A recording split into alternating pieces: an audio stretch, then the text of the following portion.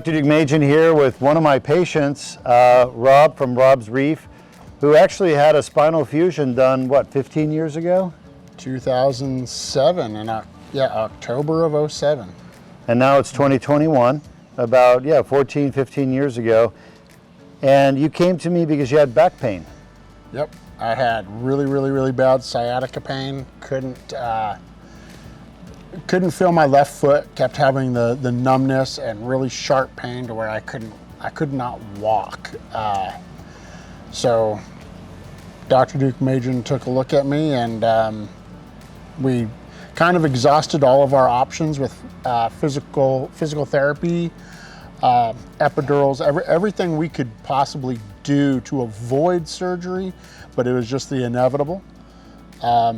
So he said, let's operate. And I said, Doc, are you sure this is gonna work?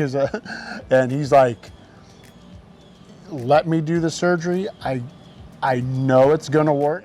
So 14 years, pain-free, back pain's gone, and you had one of my spinal fusions done. And a lot of people don't know, but we do spinal fusions here at Deuk Spine as well. We've shifted over more to the laser surgeries, but our spinal fusion patients do fantastic, and Rob here is a testament to that. He's still working full for Rob's mobility. Reef. I can touch my toes. I couldn't even bend over a quarter of the way before prior to surgery. So it was an amazing process. So can't thank him enough. But yeah, it's been great, and I really highly suggest it. If anyone's questioning it or afraid to do it, just trust him. I think if I wouldn't have done the surgery, I think I would have lost pretty much all my feeling in my left leg. I probably would have eventually been wheelchair bound. From me, physical therapy. It's not very important. No offense. Yeah. It's not just the surgery, but for me, it was very aggressive physical therapy.